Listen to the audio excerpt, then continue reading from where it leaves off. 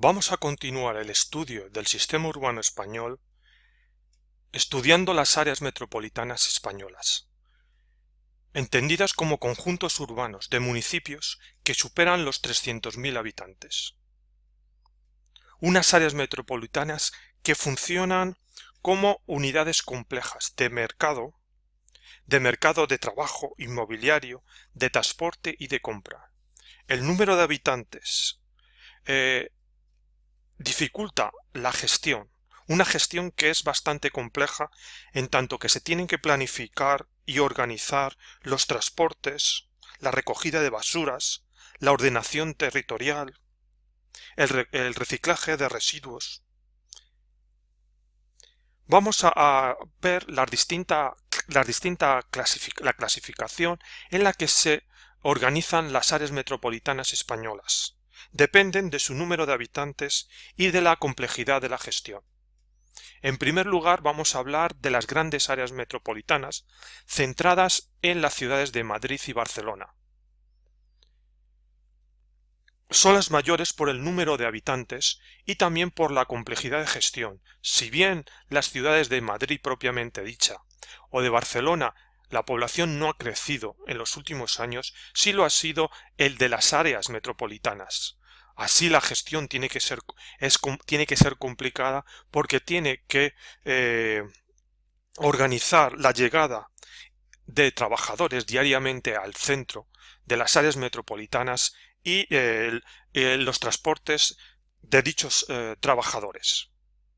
El segundo nivel en la clasificación de las áreas metropolitanas se refiere a las áreas metropolitanas consolidadas a partir de la segunda mitad del siglo XX y con más de 1 millón de habitantes.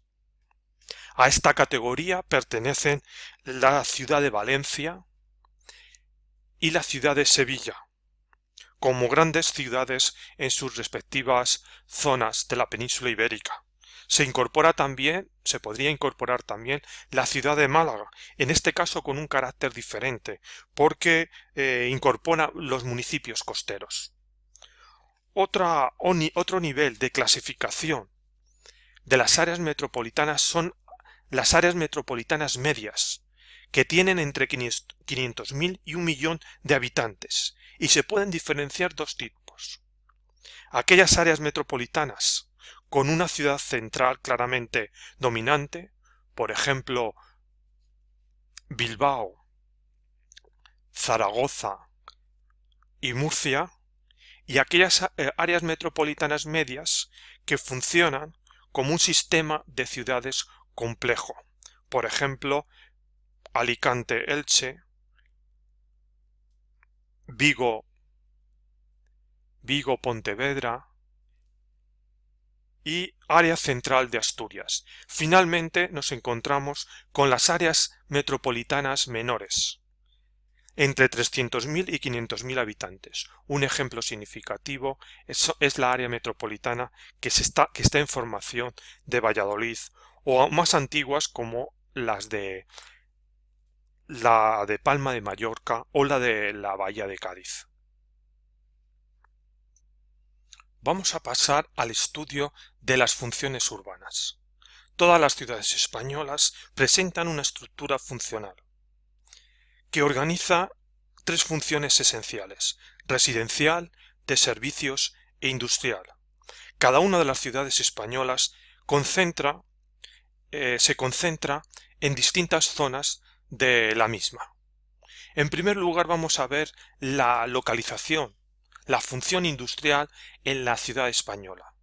Si bien el sector industrial, en el nuevo contexto económico de comienzo del siglo XXI, ha perdido importancia, sigue teniendo un importante papel en el desarrollo contemporáneo. Es importante la industria en el desarrollo urbano, y del tal punto que crea nuevos espacios industriales. Vamos a observar la distinta variedad de asentamientos industriales. En primer lugar, hay que observar aquellas instalaciones procedentes de la primera revolución industrial, vinculadas a puertos, a líneas de comunicación del ferrocarril, Estas antiguas industrias bastante centralizadas en los antiguos, en los antiguos centros urbanos han quedado semidesmanteladas y muchas de ellas sus solares han sido aprovechados para realización de negocios inmobiliarios. Otros han quedado como ejemplos para nuestro patrimonio cultural. Hay que citar aquí las antiguas pequeñas industrias metálicas, la de la madera y de la construcción, con una localización más dispersa y menos dependiente de las vías de comunicación. Hubo el caso en estas industrias de la primera revolución industrial que algunas ciudades se localizaron en centros mineros. No hubo un desarrollo de la industria transformadora en las ciudades, sino que fueron las ciudades las que surgieron de los antiguos recursos, yacimientos mineros. Por ejemplo, Linares, Río Tinto, Villablino.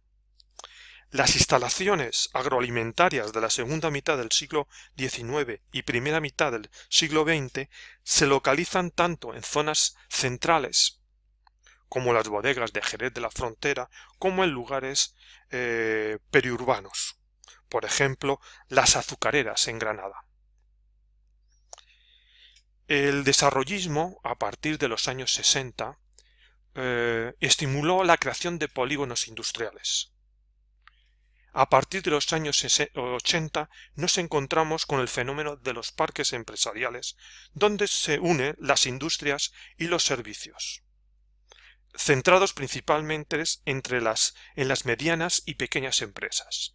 Y finalmente, lo más reciente, los parques tecnológicos unidos al desarrollo de las altas tecnologías y la innovación. Vamos a hablar del sector servicios en la ciudad española. Uno de los sectores más importantes de la economía del siglo XXI en nuestro país. Tenemos que diferenciar en primer lugar los servicios de proximidad. Aquellos que están cercanos a nuestro lugar de residencia, de utilización cotidiana. Tenemos servicios comerciales y hosteleros no especializados, por ejemplo alimentación, farmacia, bares, servicios básicos referidos a la educación y a la sanidad, ambulatorios, colegios, institutos, servicios deportivos y culturales, bibliotecas, piscinas, gimnasios e incluso servicios administrativos.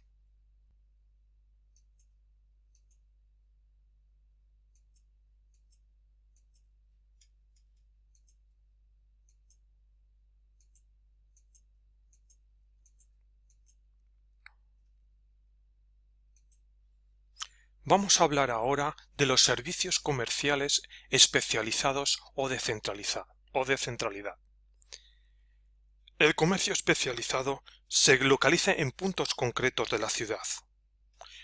Hasta hace 20 años se situaba en los espacios más centrales. Hoy la ciudad es más dispersa y los centros especializados se han extendido en la misma. Podemos hablar en primer lugar de un centro comercial tradicional, que sigue siendo el centro urbano, por antonomasia. Hay que reconocer que este comercio especializado ha sido sustituido por cadenas comerciales y franquicias en los últimos años. De todas maneras, los centros comerciales tradicionales siguen siendo un importante foco de atracción comercial de la ciudad. El comercio de lujo sigue localizándose en los antiguos centros históricos como en los ensanches decimonónicos o de forma mixta. Hay que, en los últimos años, ver la aparición de centros de ocio y consumo, grandes superficies comerciales que incluyen restaurantes, salas de cine, centros comerciales con venta de ropa, calzado y electrodomésticos. Tenemos que hablar también de los servicios turísticos, una de las características más importantes de muchas ciudades españolas. Por tanto, tiene que haber servicios especializados del cual dependen esta actividad económica. También incluso en las ciudades no especialmente turísticas. Nos encontramos a nivel general con el desarrollo de hostelería, con el desarrollo de restaurantes, cerca de los lugares de atractivo turístico. También la presencia de centros de información al visitante. Otros aspectos específicos de los servicios turísticos tienen que ver con las características del turismo de cada lugar. Así, en los destinos de sol y playa nos encontramos con servicios hosteleros relacionados con el ocio nocturno, relacionado con productos textiles y de recuerdos, y empresas especializadas en estética o en parques temáticos y campings. Nos encontramos también un turismo cultural, con empresas destinadas a la orientación y difusión turística. Nos encontramos un turismo religioso, con unos servicios especializados para el mismo, por ejemplo en España relacionados con el Camino de Santiago. El turismo de congresos y negocios ha potenciado el desarrollo de los palacios de exposiciones y congresos, recintos feriales como el de IFEMA en Madrid, servicios de catering, traductores simultáneos, que concentran gran número de personas y poseen un alto nivel de gastos. El turismo deportivo está asociado a actividades y servicios, tiendas especializadas, alquiler de material deportivo. Nos encontramos igualmente con un turismo termal y de salud, que se caracterizan por la presencia de balnearios, centros de talasoterapia, hospitales, y finalmente el turismo de compras, importante en las ciudades españolas.